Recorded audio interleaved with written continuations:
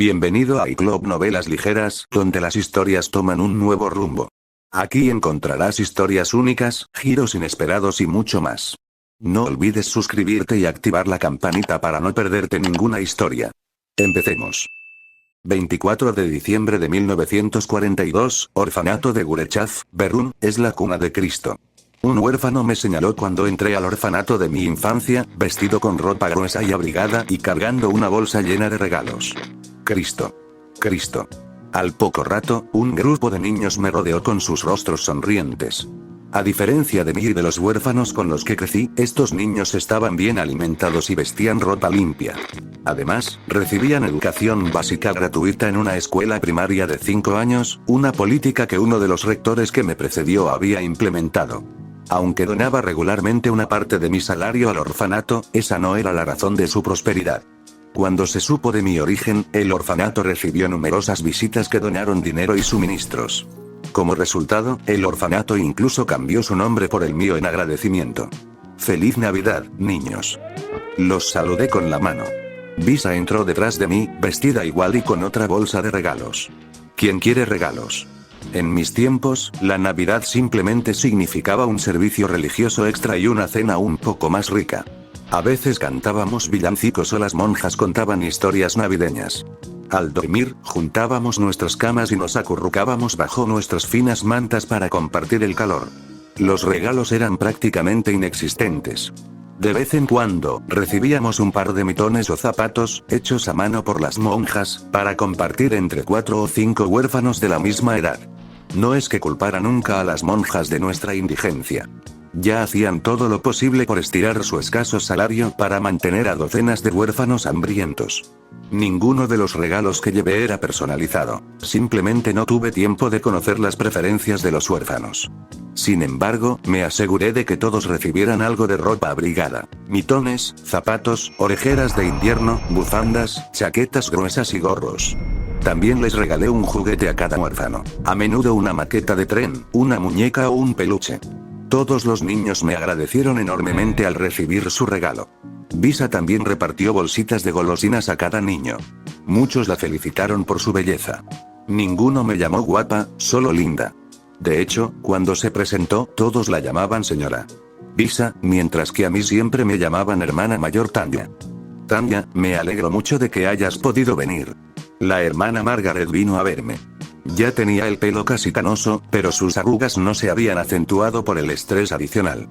Siempre puedo sacar tiempo para ocasiones especiales como esta, hermana, respondí. Somos muy afortunados de que alguien como tú haya salido de nuestro orfanato. Le has dado a todos en esta nación un futuro mejor.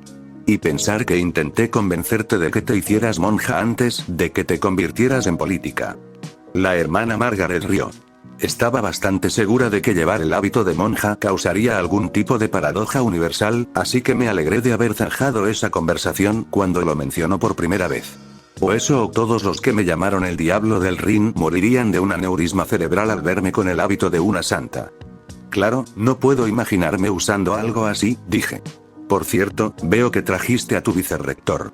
Es maravilloso que tengas una amiga tan buena que te acompañe en el estrés del liderazgo. La hermana Margaret sonrió. Asentí con torpeza. Durante toda mi infancia, mi hermana Margaret había sido muy observadora y tenía una astucia asombrosa para leer a la gente. Estaba bastante seguro de que ya había descubierto mi relación con Visa, pero no lo dijo a pesar de que nuestra relación iba en contra de su ley. Vi a Visa darles a los niños del orfanato paseos en caballito volador, antes de preguntar si podía unirme a ellos. Uno de los niños tuvo la audacia de preguntarme si quería darles los paseos en caballito a los niños o ser yo quien llevara a caballito a Visa. Unas horas más tarde, tras habernos despedido del orfanato, Visa y yo volamos de regreso a nuestro apartamento. Esos niños eran adorables, exclamó Visa. No tan adorables como tú, claro, añadió. Excepto por aquella niña que se burlaba de mí por mi estatura, resoplé. Era una niña de 12 años que había tenido una pubertad precoz y era un poco más alta que yo. Anda ya. Creo que tu mezquindad te hace linda. Visa voló hacia mí para abrazarme. Tanya, ¿alguna vez has pensado en adoptar niños? Preguntó Visa. Era la segunda vez que mencionaba este tema este año. ¿Estaba afectada por la fiebre del bebé? Estamos demasiado ocupados para cuidar a un niño. Dependiendo de lo pequeño que sea el niño que decidamos adoptar, una de nosotras tendría que tomarse la baja por maternidad. Dije. Aunque antes tenía la idea incipiente de ser padre, nunca conseguí conocer a la mujer ideal. Me alegré de haberlo hecho en este mundo. Quizás después de que termine tu mandato. Visa propuso una alternativa. Sí, sonreí. Me encantaría. 25 de diciembre de 1942, oficina del canciller, aunque era la mañana de Navidad, no tuve día libre. El país necesitaba que lo dirigieran, quisiera descansar o no. Tras recibir las colonias de Lotiern, había enviado flotas expedicionarias para evaluarlas hacía un mes y medio. Para Surinam, Congo, Ruanda y Urundi, podía emplear la misma estrategia que empleé en Madagascar. Asegurar la felicidad de la población, otorgar la igualdad de derechos y aprobar reformas antidiscriminatorias. Desarrollar la industria ligera y la manufactura para garantizar sus ingresos. Mejorar su nivel de vida para que se conviertan en una nación próspera a las puertas de las colonias maltratadas de la OTAN, lo que generaría mayor resentimiento contra la OTAN por parte de sus súbditos coloniales. Fomentar una sólida buena voluntad hacia los estados imperiales para que podamos obtener acuerdos comerciales favorables una vez que les concedamos la independencia. Sencillo. Sin embargo, nos topamos con un problema en las Indias Orientales. A diferencia de mi mundo, los movimientos independentistas en las Indias Orientales Lotiern eran bastante débiles y fragmentados, pues eran grupos que carecían de un frente unido porque nunca fueron invadidos por Akitsushima. Lo que descubrimos en las Indias Orientales fueron movimientos independentistas heterogéneos de todo tipo de ideologías. Había nacionalistas, comunistas, socialistas, fundamentalistas religiosos, etc. Incluso estaban separados por islas. Java, Sumatra y Borneo tenían sus propios grupos independentistas comunistas que nunca interactuaron entre sí. En resumen, carecían de una identidad nusantarana común. Si alguna vez decidiera conceder la independencia a las Indias Orientales, probablemente formarían varios países más pequeños, en lugar de un solo Nusantara unido. Establecer relaciones diplomáticas con ellos sería una pesadilla, sobre todo si se convirtieran en rivales.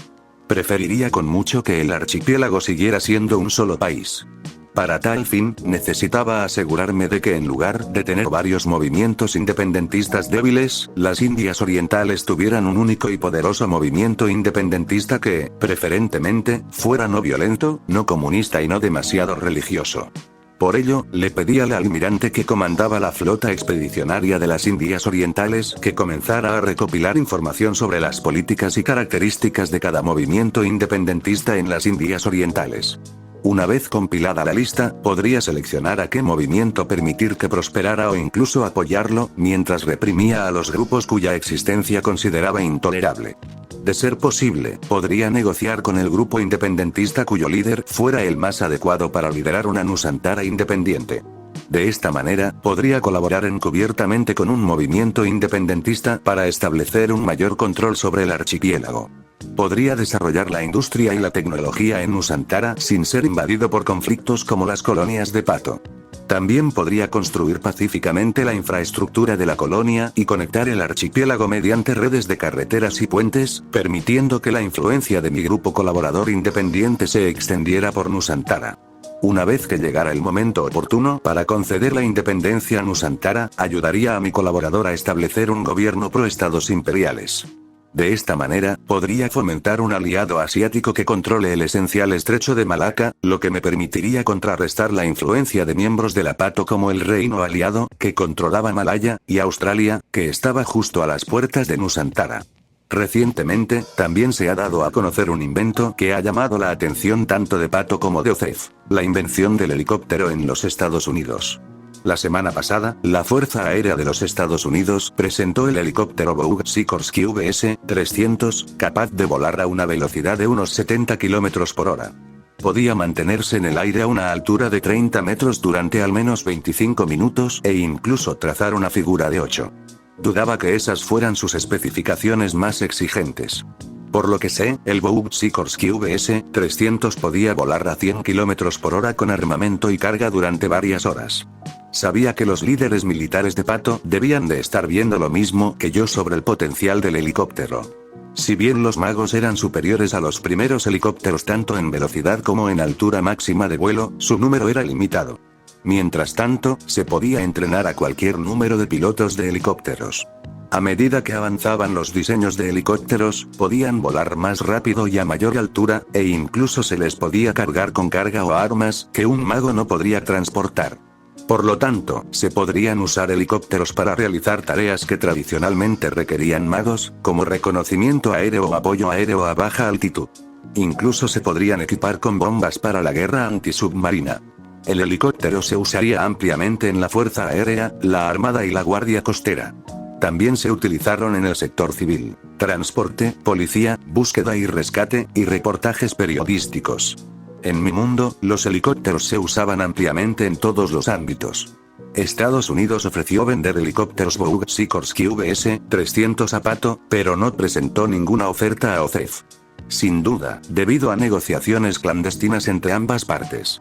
Esto significó que OCEF tuvo que inventar su propio helicóptero desde cero, mientras que Pato contaría con helicópteros en funcionamiento que sin duda le serían de gran ayuda para reprimir la disidencia en sus imperios. No me cabía duda de que el VS-300 no era el helicóptero más avanzado que los estadounidenses tenían en mente. Probablemente tenían guardado un helicóptero aún más avanzado para su propio uso. Además, probablemente ya estaban trabajando en la nueva generación del helicóptero, una que probablemente superaría por completo al que mostraron al mundo. Seguramente por eso vendieron a Pato sus helicópteros obsoletos, para financiar la investigación y las pruebas de su próximo diseño. No podía permitirme que OCEF se quedara atrás en este campo. En lugar de hacer que mi ya sobrecargado Departamento de Investigación y Desarrollo creara los helicópteros propios de los estados imperiales, hice que Weiss enviara una cuantiosa comisión gubernamental a cualquier compañía de aviación privada que pudiera ofrecer un diseño que igualara o superara mis especificaciones para un helicóptero. Mis especificaciones eran muy estrictas. No pretendía replicar el helicóptero de baja calidad que nos mostró Estados Unidos. Probablemente estaba 1 o 2 años por detrás de lo que probablemente ya tenían. Necesitaba equiparar el helicóptero de nueva generación que estaban diseñando. Según mis especificaciones, el helicóptero debe tener una velocidad máxima de 170 km por hora. Debe alcanzar una altitud operativa de 4000 m y un alcance de 1500 km. Además, debe ser seguro de operar y fácil de pilotar. Su diseño también debe ser capaz de soportar cargas pesadas y armas. Con estas amplias capacidades, se espera que el helicóptero único de los estados imperiales pueda igualar lo que los estadounidenses están diseñando actualmente. Evaluaríamos el diseño de cada empresa construyendo prototipos y probándolos frente a la Fuerza Aérea, que evaluaría cada diseño. La compañía de aviación que ofreciera el mejor diseño ganaría el contrato militar. Esta era mi manera de fomentar el ingenio del mercado e impulsar la competencia con la demanda, a la vez que impulsaba lo que sería un complejo militar industrial grande y poderoso. Una vez que el diseño estuvo asegurado, pudimos producir el helicóptero en masa y devolver la ventaja tecnológica a los estados imperiales. Por la tarde, Elia y Ludwig entraron juntos en mi oficina. Arqueé una ceja. ¿Qué los habría obligado a venir a verme al mismo tiempo? Ludwig se aclaró la voz con nerviosismo, como si estuviera a punto de hacer una presentación. Canciller, ¿qué opina sobre la adopción? ¿Qué? ¿De dónde salió eso? ¿Por qué me preguntaron algo tan inesperado? Disculpe, ¿vuelve otra vez? Pregunté perplejo. ¿Qué opinas de la adopción, por ejemplo, de un orfanato? ¿Desde la perspectiva de una pareja que no puede tener hijos?, preguntó Elia. Lo pensé seriamente por un momento. Creo que es fantástico que esa pareja haya hecho eso. Incluso en un orfanato decente, muchos niños no reciben la misma atención ni oportunidades que los niños con padres. Sin duda, me habría alegrado mucho que una buena familia me hubiera adoptado de niño. Respondí con sinceridad. Elia sonrió, como si supiera que esa era la respuesta que le daría. Ludwig simplemente respiró aliviado. Ludwig sacó una carpeta y me la entregó. Lo miré desconcertado, exigiendo en silencio una explicación. Elia y yo hemos estado visitando orfanatos durante los últimos meses. Hemos hecho una lista y queremos saber tu opinión. ¿Eh? Abrí la carpeta lentamente, aturdido, y comencé a revisarlos. Era, en efecto, una lista de huérfanos muy jóvenes, de no más de 6 meses. La gran mayoría eran rubios y de ojos azules. Algunos incluso habían sido sometidos a pruebas de aptitud mágica. Me llevó un momento, pero finalmente lo comprendí. Las pistas siempre estuvieron ahí. ¿Por qué Elia y Ludwig solían trabajar juntos? La razón por la que siempre se sentaban juntos en las reuniones de océfalas que me acompañaban. Incluso porque Ludwig tenía dolor de cadera y estaba privado de sueño el día que regresé del zarato ruso. ¿Están ustedes dos en una relación? Pregunté sin rodeos. La pregunta pareció tomarlos a ambos por sorpresa, antes de que ambos asintieran. Llevamos un par de meses saliendo. Elia se sonrojó. Eran una pareja poco convencional, tanto por su diferente estatus social como por la gran diferencia de edad. Sin embargo, ambos eran adultos que consienten, así que no tenía motivos para oponerme. Y, desde luego, yo era la última persona en defender que las relaciones entre compañeros de trabajo se mantuvieran estrictamente profesionales, dado quién era mi novia. Ahora todas las piezas del rompecabezas encajan. Como mujer de 30 y tantos años, Elia debió de estar preocupada por su capacidad de tener hijos sanos y consideró la adopción como alternativa. Ella y Ludwig debieron de buscar en orfanatos a un niño que se pareciera a Ludwig, a juzgar por su cabello rubio y ojos azules. Ahora, han venido a consultarme para conocer mi opinión. Fue una prueba de su gran confianza en mi carácter, ya que muchas personas en esa época tenían cierto estigma contra las mujeres infértiles. Debió haber sido difícil para Elia aceptar la posibilidad de que nunca pudiera tener un hijo biológico. De repente, me sentí como un jefe terrible por obligarla a trabajar tanto. El estrés excesivo solía contribuir a una menor fertilidad. Creo que dejaré la decisión en sus competentes manos. Aunque sugiero que solo la tomen después del matrimonio. Respondí respetuosamente y les devolví la carpeta. Ludwig recuperó la carpeta y le sonrió a Elia con alivio, probablemente porque no los juzgué por su incapacidad para tener hijos. Justo antes de que salieran de la oficina, llamé a Elia. Elia, tómate unos días libres. Descansa, te lo mereces. Me miró confundida. Tanya, estoy bien. No hay ningún problema conmigo. Entonces me di cuenta de algo y me di una bofetada mental. Había dejado que mis prejuicios me dominaran. Había dado por sentado que Elia era la infértil de la relación, simplemente porque era una mujer de 30 y tantos. Descarté por completo la posibilidad de que Ludwig tuviera problemas de fertilidad debido a su corta edad. Era poco común, pero posible en hombres jóvenes, incluso en los que estaban en forma. Ah, disculpen el malentendido, disculpé. De hecho, ¿por qué no se toman una semana libre a principios del año que viene? Les vendrá bien. Considérenlo como un agradecimiento por todo el trabajo que han hecho por mí. Ambos aceptaron felizmente los días libres adicionales y salieron de la habitación. Respiré aliviado. Elia no se había ofendido por mi suposición errónea. Aunque me preguntaba si Visa lo sabía. Esa tarde, justo cuando estaba a punto de salir del trabajo, Neumann entró en mi oficina con una mirada urgente en su rostro. ¿Qué pasa? Pregunté. El embajador de Akitsushiman desea verlo, canciller, informó. Eso fue raro. Normalmente, si quería hablar de algo conmigo, bastaba con un simple mensaje. Si hubiera tenido que saludarme en persona, podría haber pedido cita. Tras pensarlo un momento, acepté abrirle. Señora canciller, me saludó el embajador al entrar, con una expresión de póker perfecta. ¿Está segura esta sala? Inmediatamente lancé un hechizo de privacidad. Está asegurado. El hombre inmediatamente abandonó su fachada de calma y sus ojos se volvieron suplicantes mientras me informaba. Hace apenas 5 horas, nuestra base naval en Taiwán fue atacada por un batallón de magos quinienses. 2 de nuestros buques de guerra se hundieron y 6 necesitaron reparaciones importantes. Más de 400 efectivos navales y 90 civiles murieron. Más de 1000 resultaron heridos. ¿Sabes qué facción lo hizo? Pregunté. Mierda. Esto era terrible para la estabilidad política de Asia. Era imposible que Akitsushima aguantara un ataque tan cobarde y sin provocación como este sin tomar represalias.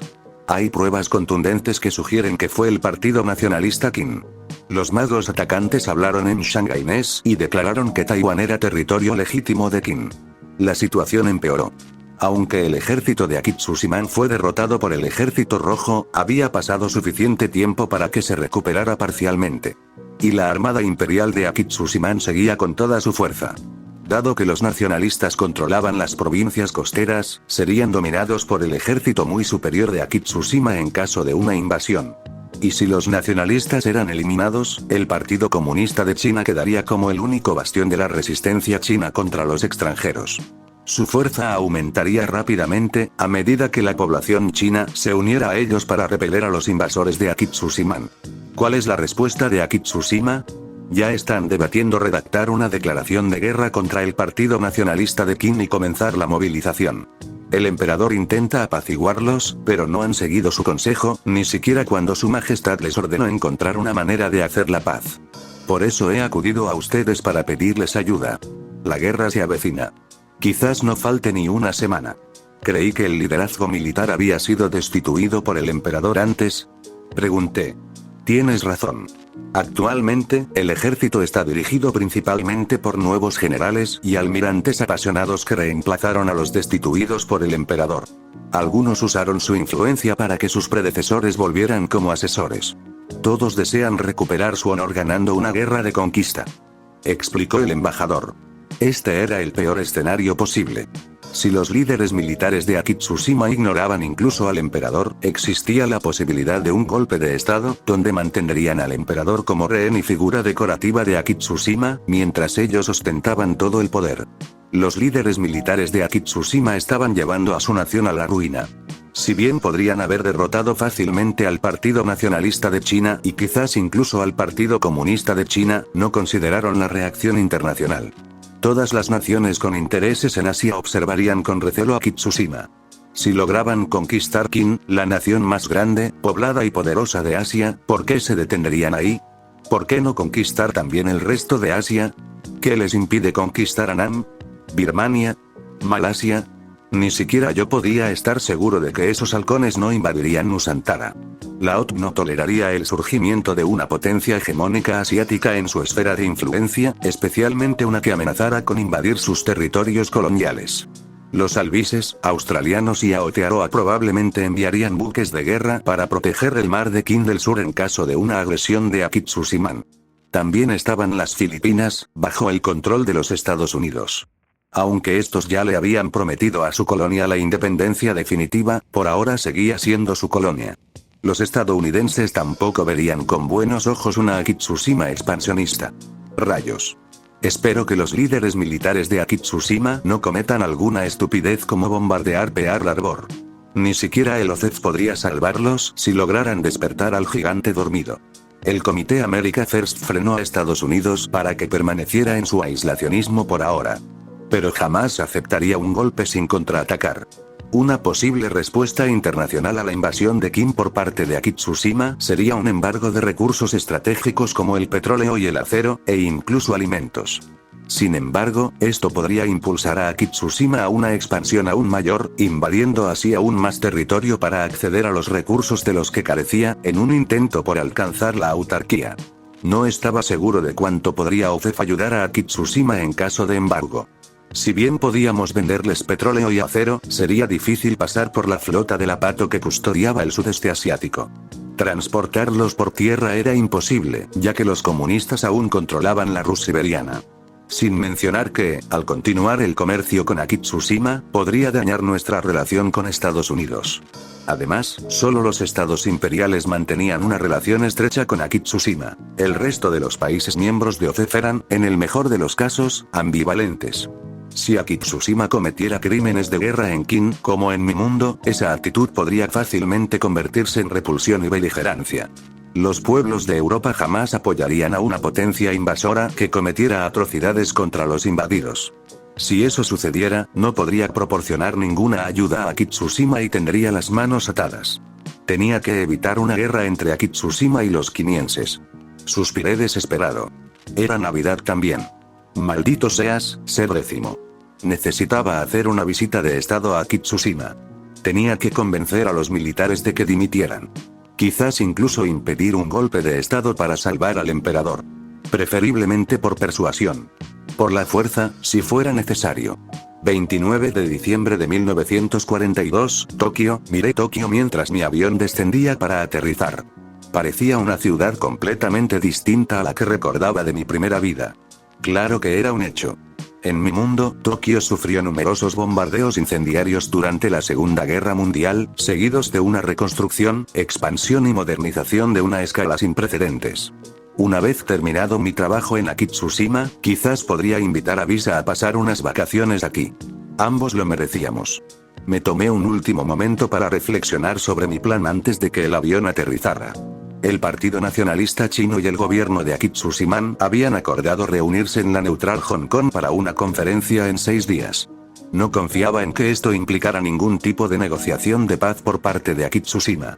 Más bien, era probable que los Akitsuziman presentaran su declaración de guerra como una actuación teatral.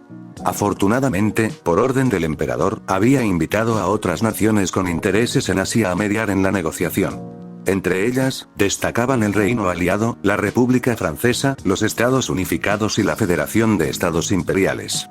Si bien el Reino Unido, la República y Estados Unidos tenían interés en mantener a raya el dominio, yo prefería atajar el problema de raíz antes de tener que depender de otras potencias extranjeras para lograr mi objetivo.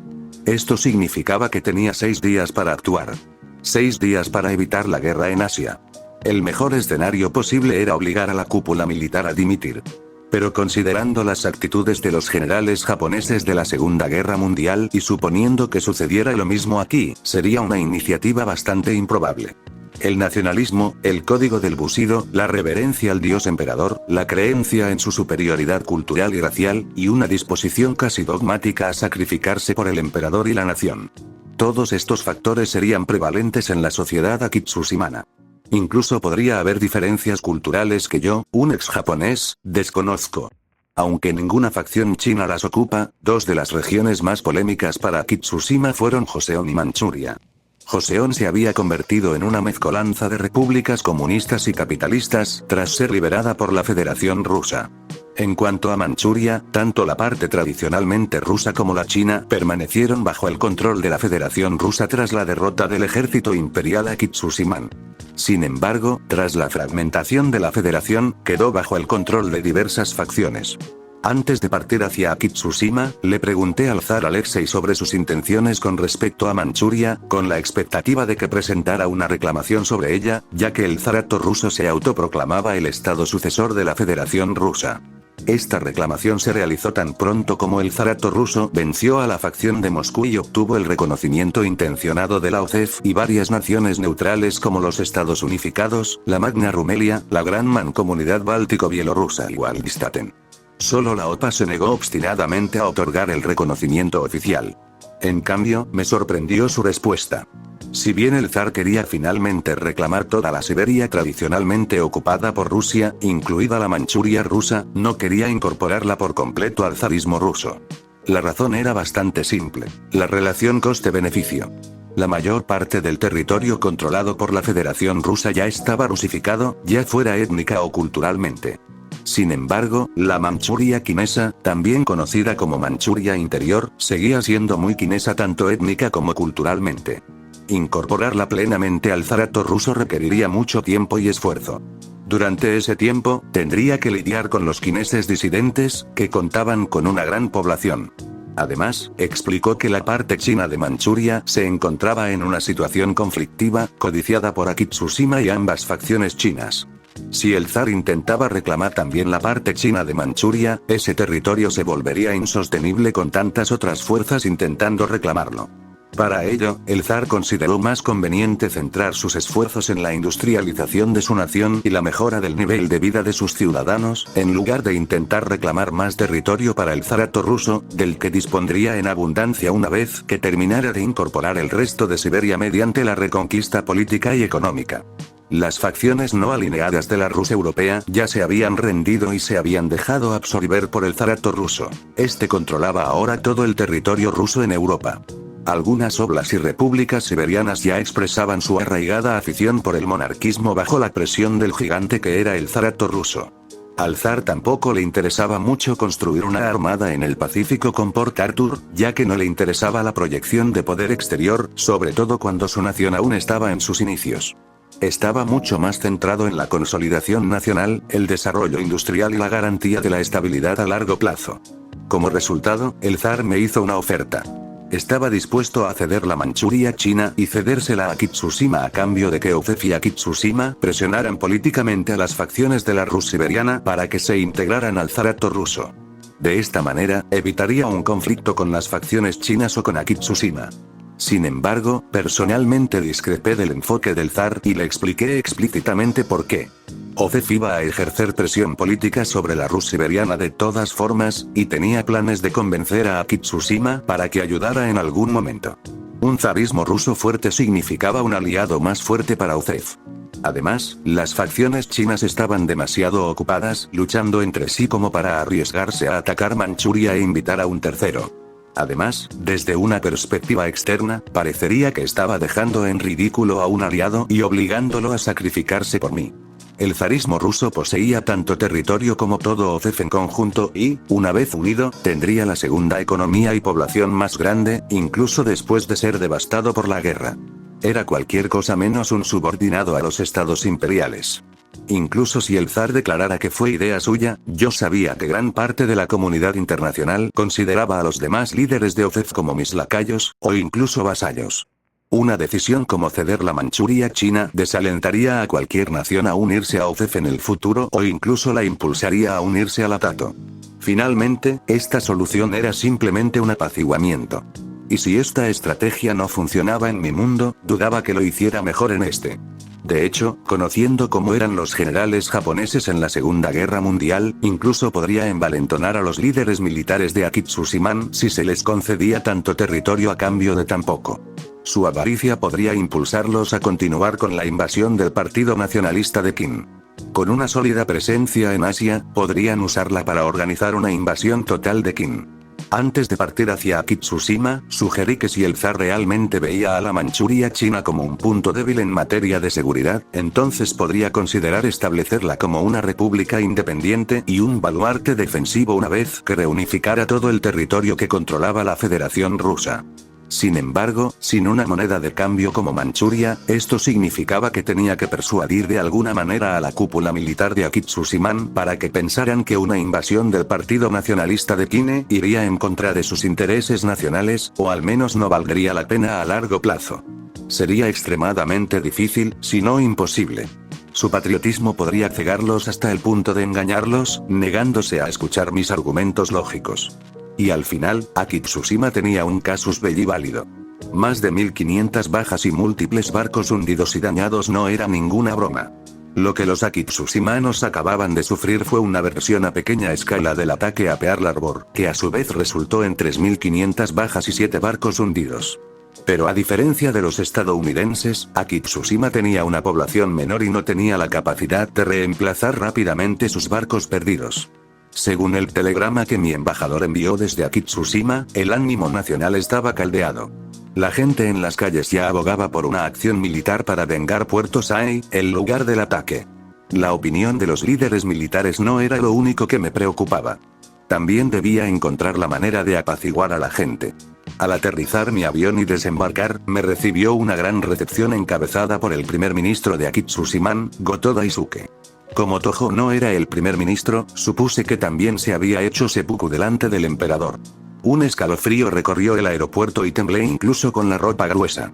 Maldito sea mi pequeño cuerpo. Nos dimos la mano y me acompañaron a un coche que nos llevaría al Palacio Imperial para reunirnos con el emperador. Un intérprete entró con nosotros. En cuanto empezamos a conducir hacia el palacio, el primer ministro me habló. El intérprete tradujo para mí y lo dejé. Quería que la gente pensara que, por ahora, no sabía hablar Akitsushiman. Muchos se aflojaban al pensar que no podías entenderlos. Gracias por atender nuestra petición de ayuda, canciller de Gurechav. Es la mejor persona a la que podíamos recurrir para detener los planes militares, dijo el primer ministro. Mientras el intérprete traducía, pensé en mi respuesta. Es lo mínimo que podía hacer por un aliado cercano. Aunque me interesa saber por qué cree que puedo detener a los militares. Como extranjero, dudo que tenga tanta influencia sobre ellos como usted, el primer ministro. Respondí en alemán. La situación en Akitsushima es más tensa de lo que creen. Después de que Hideko Tojo se aislase, me allanó el camino, como persona de origen civil, para obtener el puesto de primer ministro. Los militares no lo apreciaron. Algunos de los oficiales más jóvenes de la nueva cúpula militar son demasiado radicales. Creen que solo un primer ministro de origen militar es apartamento para dirigir el país. ¿No tienes el apoyo del emperador? Pregunté. Oficialmente, su palabra es ley. Después de que el intérprete tradujera mis palabras, el primer ministro asintió. Sí, lo hago. Pero los militares están empezando a ignorar por completo las palabras de su majestad. Ambos tememos un golpe de estado. ¿Y por qué yo, un extranjero, tendría tanta influencia en el liderazgo militar? Pregunté. Cuando enviaron ayuda alimentaria a Kitsushima, salvaron a millones de personas de la hambruna, todo sin pedir ayudas. Toda la nación está endeudada, incluido el ejército. Serían unos insensatos si los trataran como a cualquier extranjero indiferente. El primer ministro continuó. En segundo lugar, la cúpula militar, por decirlo de alguna manera, te idolatra. Me costó mucho esfuerzo mantener mi rostro inmutable hasta que el intérprete entregó su traducción. ¿Puedes explicármelo? Pregunté lentamente.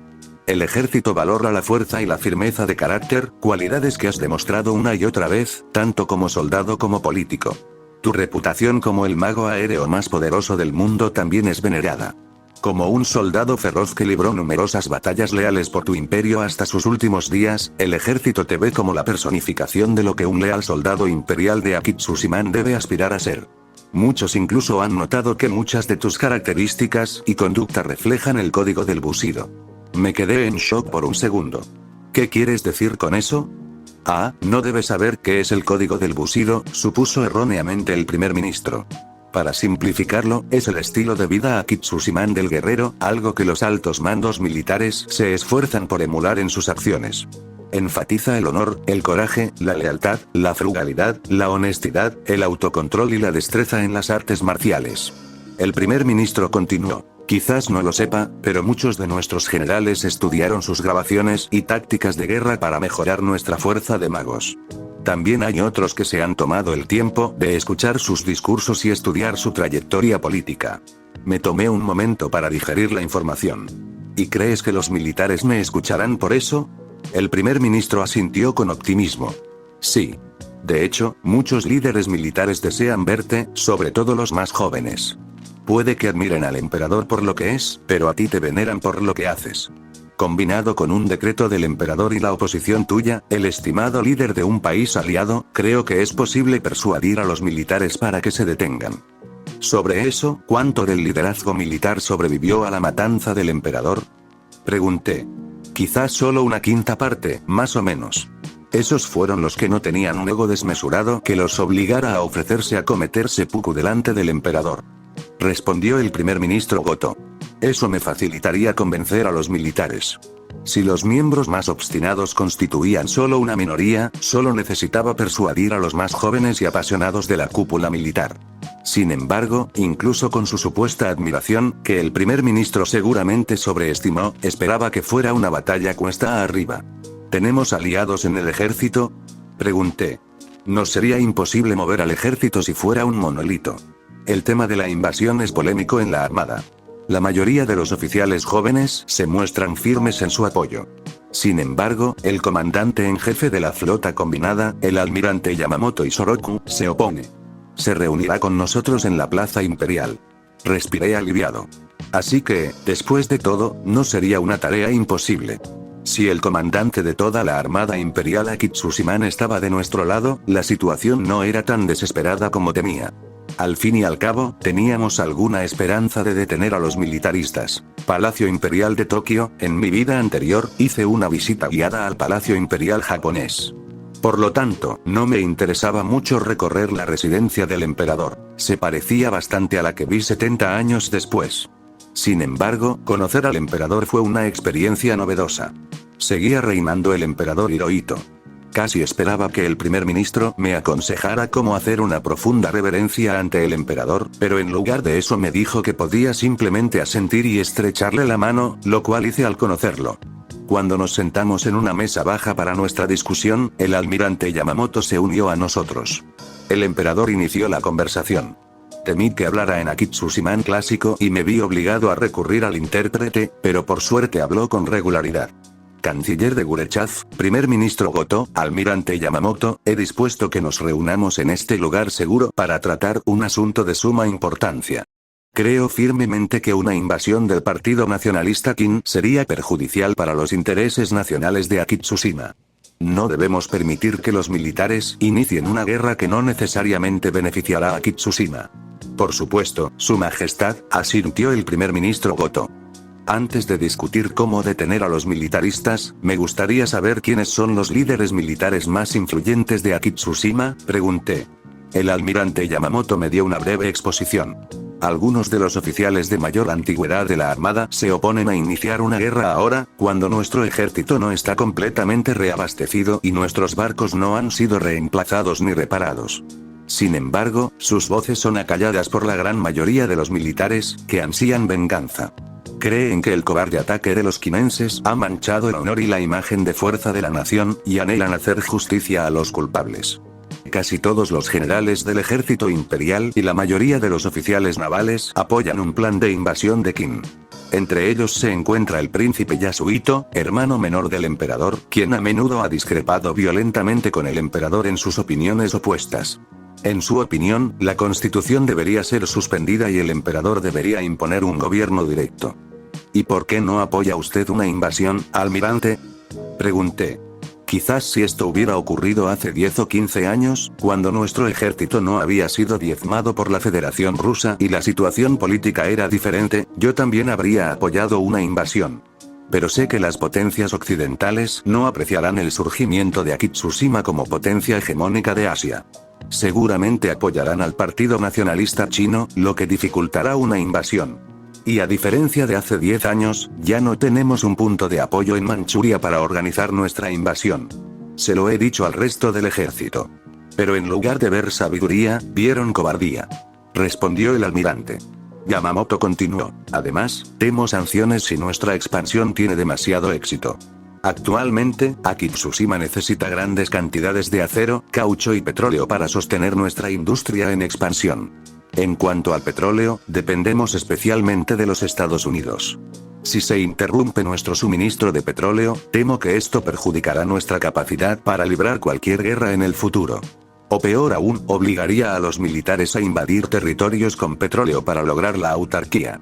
Reflexioné sobre las palabras del almirante Yamamoto.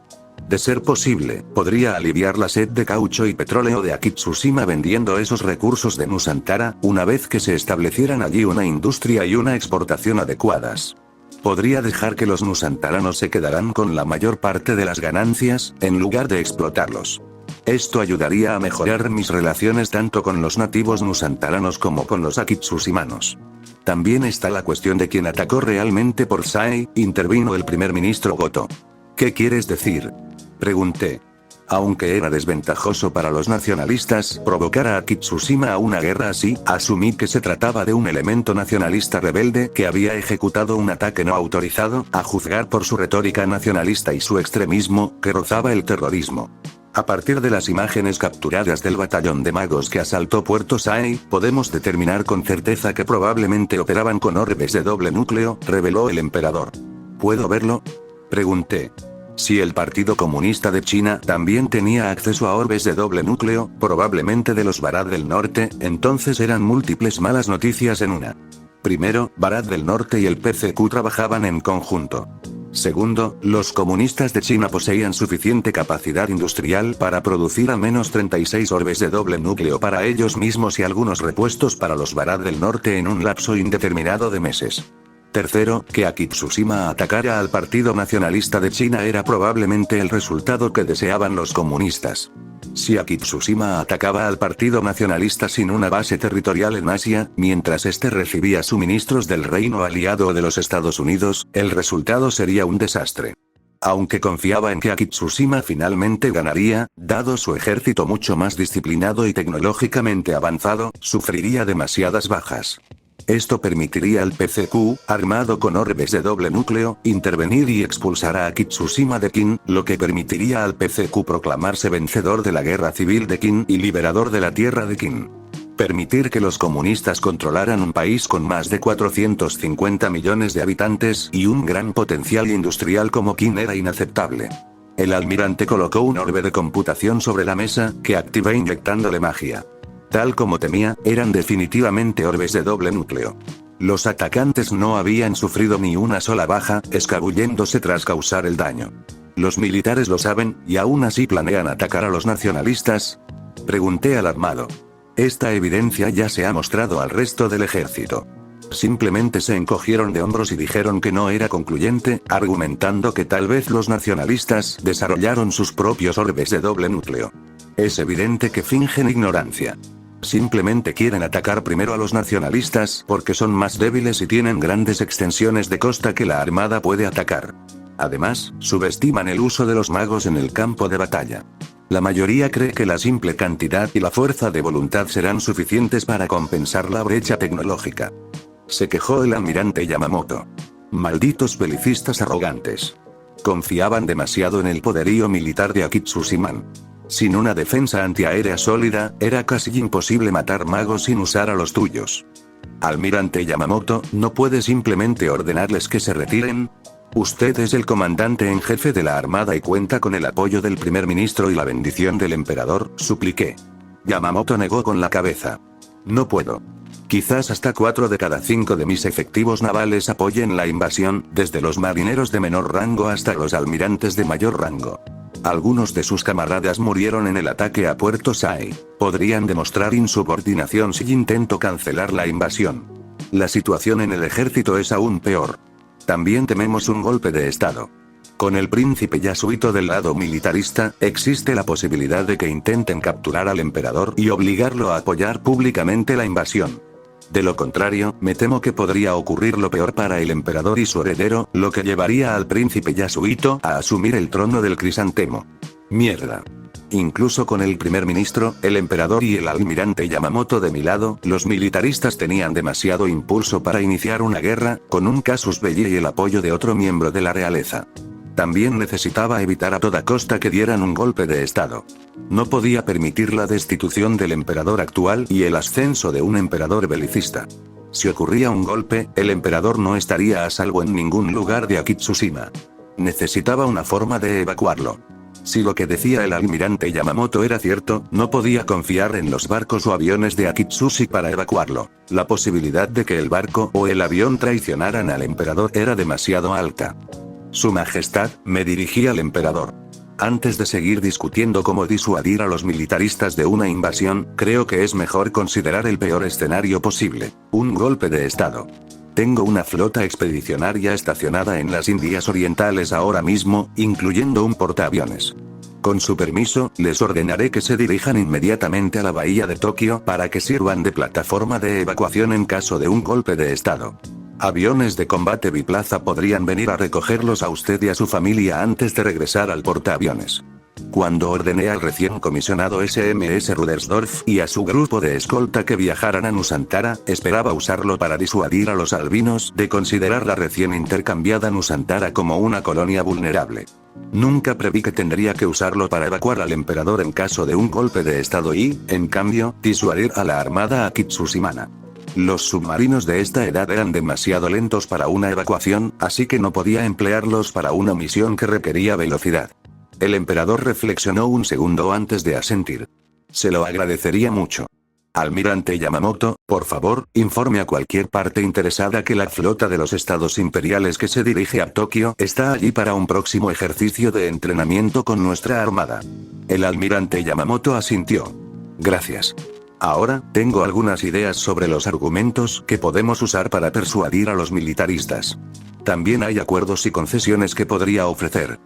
Comencé, mientras empezábamos a intercambiar ideas. 31 de diciembre de 1942, Londinio, Ian Flemons, de la Oficina de Inteligencia Naval, se alivió el dolor de cabeza mientras leía el último informe de la Flota del Pacífico Albish sobre los movimientos navales de países no pertenecientes a la OTAN. La flota expedicionaria que los estados imperiales habían enviado a las Indias Orientales, incluyendo un portaaviones, había zarpado de su puerto. El movimiento se registró hace 2 días, cuando la flota se dirigió repentinamente a Akitsushima. Que una flota se desviara de su rumbo previsto nunca era un avance positivo.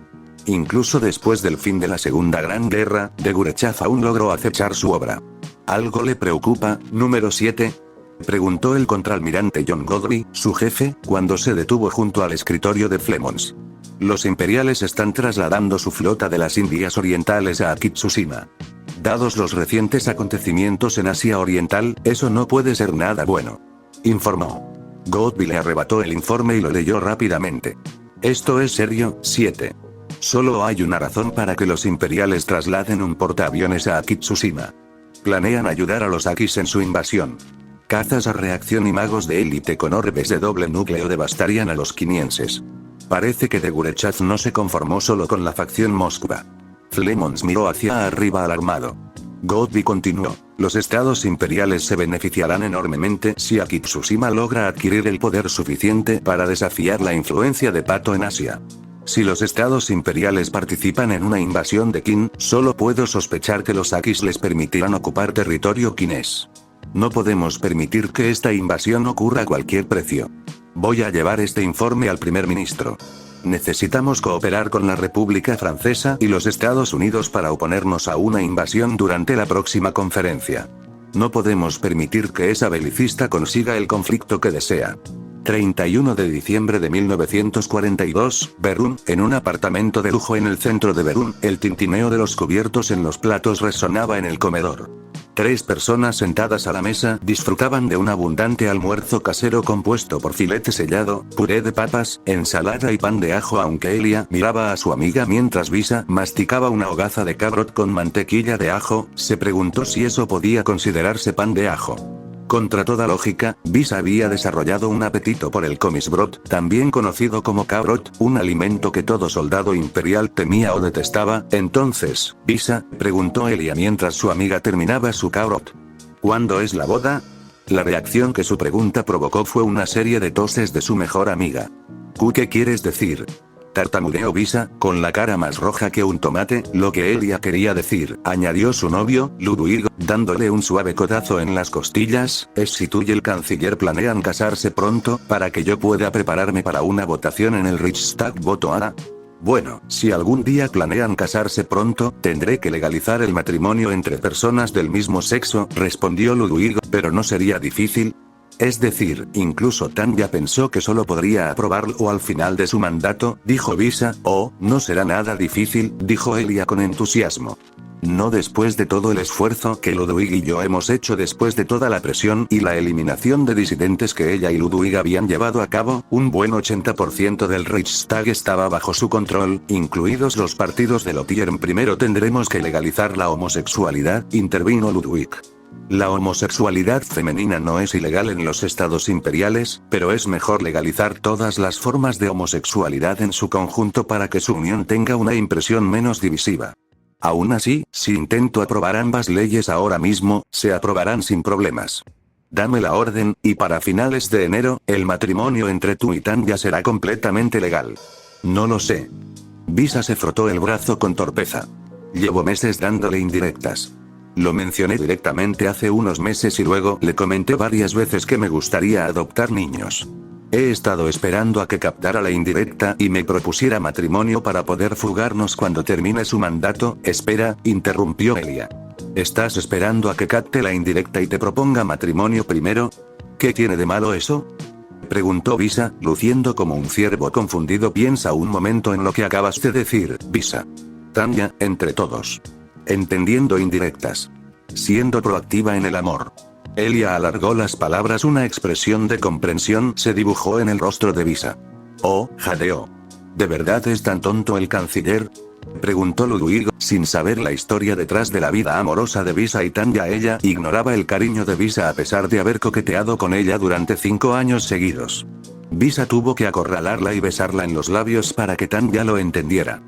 Elia dijo con cara seria. Jesucristo, murmuró Ludwig reflexivamente. Es asombroso, lo sé, murmuró Elia volviéndose hacia una Visa recién iluminada. Elia continuó. Visa, tienes que dar el primer paso.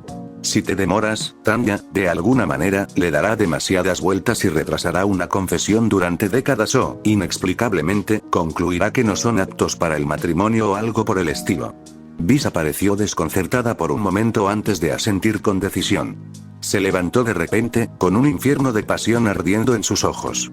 Se giró hacia Ludwig. Ludwig, empieza a redactar esos 2 proyectos de ley, dijo Visa, mientras corría hacia la percha de la sala para ponerse la chaqueta y el bolso. ¿A dónde vas?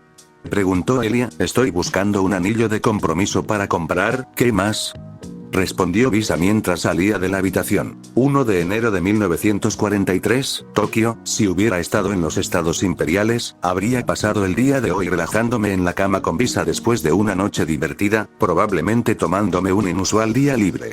Sin embargo, dado que estaba en Akitsushima, tenía que asistir a una reunión con los altos mandos militares del país. Durante mi reunión con el emperador, discutimos diferentes argumentos para convencer a los militaristas de que una invasión del Partido Nacionalista de China era perjudicial para el dominio. Antes de entrar en la ornamentada sala de reuniones, esperaba ser recibido con miradas hostiles y expresiones pétreas por parte de los altos mandos militares, dirigidas a un intruso como yo. En cambio, en el momento en que crucé las pesadas puertas dobles con el almirante Yamamoto y mi intérprete hacia la sala de reuniones, me rodearon varios oficiales superiores. Canciller de Gurechav, es un honor conocerlo. Un general de mediana edad hizo una reverencia de 80 grados ante mí, sonriendo como un colegial hablando con su pareja. He leído su artículo sobre logística. Absolutamente revolucionario. Siempre he abogado porque el dominio construya una red ferroviaria más extensa a través del país para mejorar el transporte de hombres y mercancías. El intérprete tradujo frenéticamente antes de que irrumpiera el siguiente oficial. Canciller, ¿estaría dispuesto a demostrar sus técnicas de vuelo a mis magos? ¿Todos han estado deseando conocerlo desde que supieron de su llegada al dominio?, preguntó un general bien afeitado, haciendo una reverencia aún más profunda que la anterior. Canciller de Gurechav, me gustaría invitarlo a la finca de mi familia. Un almirante hizo una reverencia de casi 90 grados. Mi hijo y yo quisiéramos hablar con usted sobre el uso de la aviación en el combate naval. Una serie de toses educadas del almirante Yamamoto interrumpieron la adoración de los hombres, quienes hicieron espacio para que mi grupo se sentara en la mesa de reuniones. El almirante y los generales que me habían hablado antes se disculparon por su impertinencia y regresaron a sus asientos. Miré a mi alrededor y vi que casi todos tenían al menos el equivalente a un general o almirante de 2 estrellas. Las únicas 2 excepciones éramos yo y el príncipe Yasuhito, un coronel. Aunque había 30 oficiales presentes en la reunión, solo 2, además del almirante Yamamoto, se oponían a la invasión de Qin. Se trataba del almirante y ex primer ministro Yonai Mitsumasa y del vicealmirante Inoue Shigeyoshi, comandante de la Academia Naval Imperial Akitsushiman. Ambos pertenecían a la pequeña facción anti-invasión y habían llegado a la reunión antes que yo y el almirante Yamamoto. Junto al almirante Yamamoto, eran hombres muy poderosos con vastas influencias, pero aún así eran superados en número 9-1 por los militaristas. La discusión empezó exactamente a las 10. Creo que todos sabemos cuál es la mejor manera de afrontar este cobarde ataque a Taiwán. La invasión total del territorio continental de China, declaró el ministro de la Armada, almirante Shimada Shigetaro. Si bien la isla se llamaba Formosa en el pasado, el gobierno de Akitsushima ha intentado llamarla Taiwán, simplemente porque les resultaba más fácil de pronunciar. Una invasión que seguramente sería una locura, replicó el almirante Yamamoto. Para un cobarde, cualquier acto que requiera valentía sería una locura, dijo con desdén el general Yamada Hiroshi, recién nombrado jefe del Estado Mayor del Ejército Imperial Akitsushiman. Si mal no recuerdo, el almirante Yamamoto me contó que el general Yamada solo obtuvo su puesto después de que su predecesor, Sugiyama Hajime, se hiciera seppuku. Un insulto tan abierto al rostro del almirante Yamamoto fue un acto descarado y una muestra de la confianza que tenían los militaristas en su influencia. Hay una delgada línea entre la estupidez y la cobardía, dijo el almirante Yamamoto. Pensé que estábamos aquí para discutir la viabilidad de una invasión de Qin, pero estaban ocupados lanzándose pullas. Tenía que hacer algo antes de que esto se convirtiera en una pelea a gritos. ¿De verdad tienes confianza en tu logística?, pregunté. El ministro del ejército, general Watanabe Kiyoshi, respondió con seguridad. El ejército imperial ha recuperado el 60% de su número anterior al contraataque ruso. También hemos estado acumulando material bélico. Incluso ahora, nuestras fábricas producen armas y municiones a un ritmo sin precedentes. Nuestro poder industrial y logístico supera con creces el de ambas facciones chinas juntas. La victoria está asegurada. ¿Y qué hay de sus magos? ¿Los magos que atacaron Puerto Sai tenían orbes de doble núcleo?, pregunté. Necesitaba señalar las fallas en su plan de invasión. Una pequeña desventaja tecnológica se puede compensar con el entrenamiento y las armas superiores de nuestros magos. El general Watanabe ignoró mi preocupación. Una pequeña desventaja tecnológica, exclamé, poniéndome de pie. Respóndame, general. ¿Sabe cuántos magos logró matar o herir mi batallón 203 durante la Primera Gran Guerra, siendo los únicos magos equipados con el tipo 97? ¿Y cuántas bajas sufrimos a cambio? No, admitió el general Watanabe. Pero supongo que la tasa de bajas fue de 3-1, dada la fama que tenían usted y su batallón incorrecto. Causamos al menos 2000 bajas, mientras que solo sufrimos 40 y aún menos muertes durante toda la guerra, dije. Una proporción de 50-1. Casi imposible. Claro que esto no se debía solo a nuestra ventaja tecnológica. Mi batallón tenía un entrenamiento superior, solo entraba en combate cuando teníamos ventaja o en una emboscada, y además me tenían como comandante. Esta revelación provocó un murmullo de asombro en toda la sala. Muchos de los militaristas presentes me miraron con aún más admiración. A estas alturas, me sentía un poco incómodo. Casi me sentía como un ídolo en un evento de saludos entre fans. Sin embargo, la respuesta del general Watanabe me frustró muchísimo. Ya veo. Sin embargo, nuestros magos tienen sus propias ventajas. Además, no temen morir por el emperador y la gloria del dominio. Maldita sea, olvidé la creencia dogmática del ejército imperial en el sacrificio por el bien de la nación. De hecho, puede que ni siquiera quisieran que la invasión fuera demasiado fácil. ¿Y cuál es su estrategia para derrotar al Partido Nacionalista Chino?, preguntó el almirante Yonai. Es simple. Aprovechando el poderío de nuestra armada, bombardearemos sus ciudades costeras, principalmente sus zonas industriales y residenciales. De esta manera, destruiremos tanto su logística como su personal. Tras un bombardeo suficiente, podremos lanzar asaltos anfibios contra sus ciudades costeras. Y a partir de entonces, expandirnos y ocupar la mayor cantidad posible de territorio de los nacionalistas chinos. ¿Eso es todo? Nada de guerra de información para mermar la moral y provocar disturbios. Nada de presión diplomática para que los nacionalistas cedieran territorio a cambio de ceses al fuego temporales. Nada de espionaje. Peor aún, ni siquiera establecieron prioridades ni objetivos concretos como tomar Nanjing o apoyar un gobierno títere, sino que siguieron vagas ambiciones y deseos expansionistas. Ni siquiera consideraron fomentar una mejor relación con el pueblo quinés subyugado para garantizar la cooperación y la prosperidad en tiempos de paz.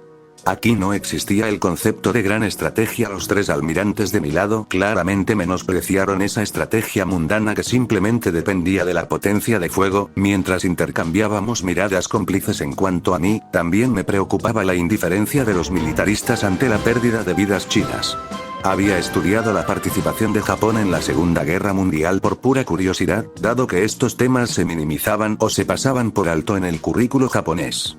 Conocía todas las atrocidades que mi país cometió durante la Segunda Guerra Mundial. Si se produjera una invasión de Qin, sin duda se cometerían innumerables atrocidades y crímenes de guerra. Una vez que se supiera lo que Akitsushima estaba haciendo en Qin, el dominio perdería toda la buena voluntad y el respeto internacionales. Se convertirían en parias internacionales a medida que las naciones les cortaran el suministro de recursos estratégicos. Bajo presión política y pública, incluso los estados imperiales tendrían que seguir el ejemplo. A mi lado, el vicealmirante Inoue, que se opone a la invasión, habló. Supongamos que nuestra nación lanza una invasión total de Qin y toma sus provincias costeras. ¿Qué sucede entonces? ¿Cuáles son sus intenciones con el territorio? ¿Cuáles son sus planes después de eso? Esta vez fue el príncipe Yasuhito quien respondió. El territorio pasará a formar parte de nuestro imperio, y sus habitantes se convertirán en súbditos de mi hermano. Tras subyugar el territorio y a sus habitantes, nuestros planes son utilizar Qin Oriental como punto de apoyo para atacar a los comunistas en el oeste. Después de eso, hay planes concretos para invadir Manchuria, Annam y Filipinas. Casi me atraganto con la saliva ante tan absurdas ambiciones. ¿Los militaristas también querían expandirse al sudeste asiático? ¿Acaso eran delirantes? Manchuria era fácil, dado que la Federación Rusa ya no existía. Tomar Annam era discutible, ya que tendrían que luchar tanto contra los annamitas como contra los franquistas, pero aún era una posibilidad en el caso de Akitsushima. Colonizar Filipinas era una quimera. Estados Unidos jamás lo permitiría. Antes de que pudiera gritarles por sus delirios, el almirante Yamamoto se me adelantó. «¿Estás loco?», gritó. ¿Atacar una colonia de los Estados Unidos? Eso significará una guerra contra ellos.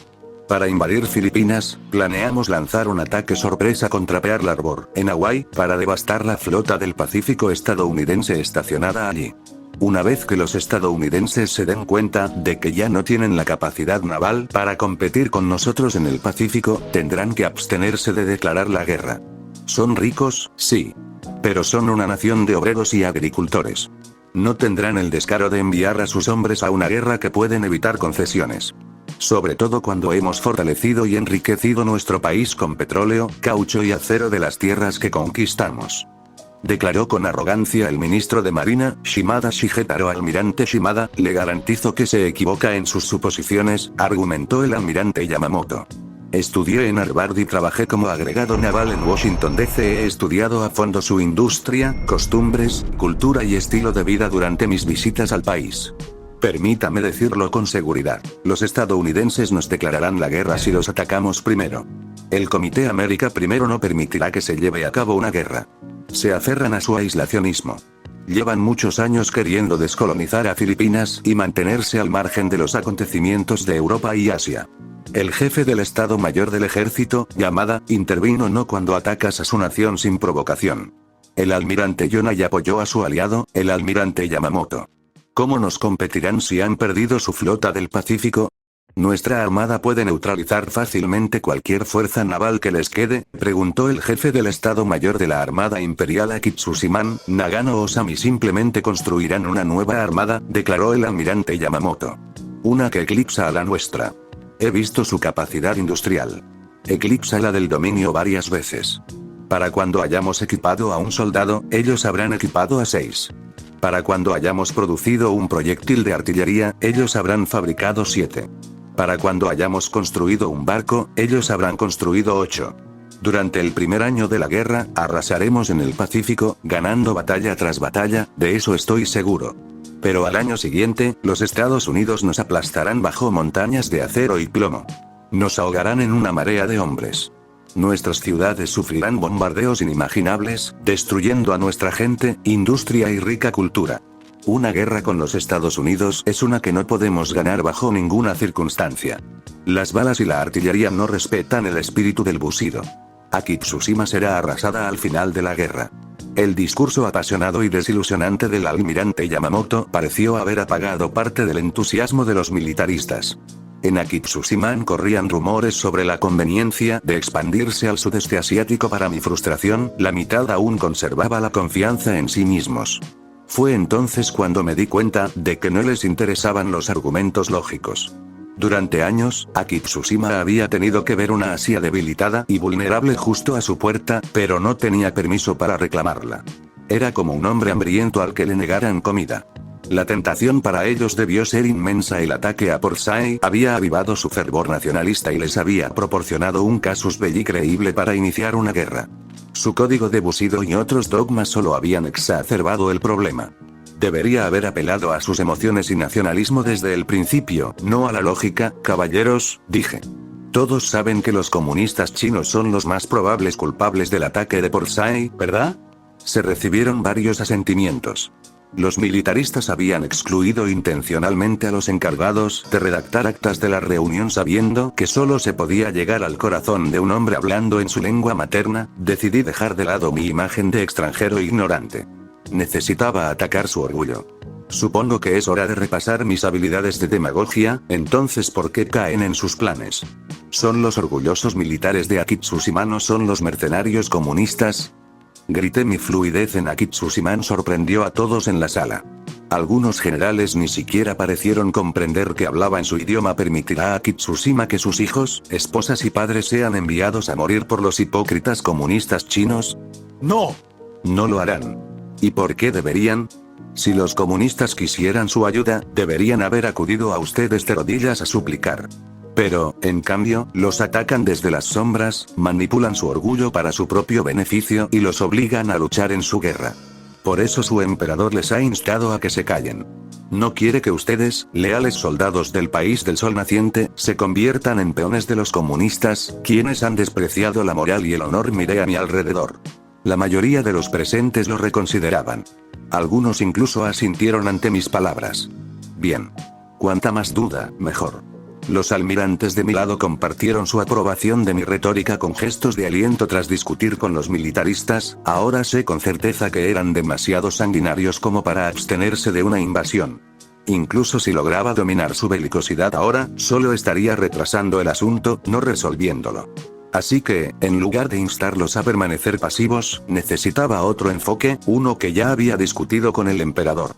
Necesitaba cambiar su objetivo. Era una solución imperfecta, pero era lo mejor que podía esperar por ahora. Me puse la mano en el corazón y continué. Lo dejaré claro. Los comunistas deben pagar por su perfidia. Es innegable. Deben revelar al mundo entero las pruebas de que los comunistas fueron responsables del ataque a Puerto Sae. Solo entonces sus ciudadanos sabrán quién es el verdadero culpable de esta mancha en el honor de Akitsushima. Solo entonces recibirán el apoyo de la comunidad internacional, que también condenará a los comunistas y se unirá a su justa represalia. Yo mismo me comprometeré a ayudar a su esfuerzo bélico suministrando material bélico y orbes de doble núcleo. Les imploro que consideren esta opción por el bien del dominio de Akitsushima. Graben sus nombres en los libros de historia como los hombres que llevaron al dominio a la gloria y el prestigio, en lugar de la ruina y la vergüenza. Al terminar mi discurso, algunos generales y almirantes comenzaron a aplaudir cortésmente. Los aplausos tardaron un minuto en apagarse. Consideraremos su propuesta, canciller, respondió el jefe del Estado Mayor de la Armada Imperial Akitsushiman, el almirante Osami. Pero no podemos garantizar que la aceptemos ni que la modifiquemos. Un minuto después, salí de la sala de reuniones con los 3 almirantes a mi lado. Después de agradecer a los altos mandos militares por su tiempo, no sabía que hablara también el Akitsushiman, canciller. Fue un discurso impresionante, lo elogió el vicealmirante Inoue. Gracias, respondí. Me interesa mucho la cultura Akitsushiman. Llevo muchos años estudiando el idioma. Técnicamente, era cierto. Estudié japonés durante muchos años. Cuando era joven estudiante, en mi primera vida. Ya veo por qué ocultaste un conocimiento tan ventajoso. Es mejor que sepa que me entiendes, aunque tuve que contener mi humor al hablar contigo todo el tiempo porque pensé que no se traduciría bien al alemán. El almirante Yamamoto rió. ¿Sentido del humor? Vaya. ¿Así que no lo tiraste al océano después de todo? Intervino el almirante Yonai, provocando la risa del almirante Yamamoto. Dado que eran lo suficientemente joviales como para bromear, asumí que habíamos hecho bien en convencer a los militaristas. Entonces los militares centrarán sus esfuerzos en los comunistas. Pregunté. Quizás lo hagan, suspiró el almirante Yamamoto. Solo quizás. Dije. No era lo que esperaba. Los militaristas son famosos por su obstinación, canciller. Considero un milagro que haya logrado que reconsideraran sus planes. Probablemente solo le escucharon por su reputación. Ni siquiera yo pude lograr que fueran tan respetuosos conmigo, respondió el almirante Yamamoto. Aunque acepten su propuesta, seguramente le harán algunos cambios. Probablemente para asegurar que el dominio pueda conservar tierras ricas en recursos, dijo el almirante Yonai. Bueno, supongo que sabremos su decisión el día de la conferencia en Hong Kong, dijo el vicealmirante Inoue. 2 de enero de 1943, al Bish Malaya, el vicealmirante Joseph Aubrey observó desde la isla de su portaaviones cómo la flota del mar de Qin del Sur se dirigía hacia Hong Kong. Su buque, el HMS Victorious, estaba acompañado por 2 submarinos, 10 destructores, 4 cruceros y 2 acorazados. El HMS Duke of York y el HMS George V. Esta flota podía derrotar a países pequeños, una exageración para su misión de escolta. Sin embargo, el vicealmirante Aubrey sabía que no era una simple misión de escolta. Su flota protegía varios cargueros que transportaban armas, piezas de artillería, vehículos, suministros, munición e incluso una caja de orbes de computación de doble núcleo T-1942, suficientes para equipar a un batallón de magos. Todos estos fueron donados gratuitamente por la PATO al Partido Nacionalista de Qin tras la noticia del ataque a Puerto Sae. 4 de los destructores más antiguos de la flota, incluso iban a ser donados al KMT a su llegada a Hong Kong. Era evidente que los preparativos para una invasión desde el dominio de Akitsushima eran imperativos, y la PATO se aseguraría de que el KMT estuviera bien armado y preparado para la guerra. Una expansión exitosa del dominio de Akitsushima era inaceptable para el reino aliado. Albion dominaba el Pacífico. No deseaban compartir esa posición de poder con otra nación. Además, el expansionismo de Akitsushima intimidaba a muchos políticos en su país. Temían que si Akitsushima lograba conquistar vastos territorios en Qin sin encontrar una resistencia considerable, el dominio se audacia suficiente para atacar territorios de la OTAN como Hong Kong y Malasia. Incluso Australia temía una invasión desde el norte. Por lo tanto, la OTAN ha decidido apoyar al KMT al máximo de sus posibilidades. Cuanto más daño pudiera infligir el KMT a Akitsushima y redujera sus fuerzas, mejor. Aubrey debía asegurarse de que estos cargamentos llegaran a Hong Kong, que luego serían transportados por aviones y lanzados desde el aire al KMT. Los 4 destructores donados se dirigirían a Shanghái. Tras completar la misión de escolta, su flota atracaría en Hong Kong para disuadir a las fuerzas de Akitsushima de cualquier invasión sorpresa de Qin y servir como fuerza de paz. También se dio a entender que si Akitsushima o los comunistas revelaban alguna ambición agresiva hacia los territorios albinos en Asia, a Aubrey se le permitiría usar el poder de su flota como defensa propia. El vicealmirante Aubrey apartó la mirada de su flota mientras se retiraba a sus aposentos. Su flota llegaría a Hong Kong mañana por la mañana, el día antes de la conferencia de 2 días en Hong Kong. Al entrar en sus espaciosas habitaciones, se dirigió a la caja fuerte junto a su cama y la abrió para comprobar que su contenido más importante seguía allí. Como siempre, la maleta segura que le había entregado el servicio de inteligencia secreto seguía allí. Los documentos dentro de la maleta eran de suma importancia. Las pruebas que contenían podrían ser la clave para la existencia del KMT.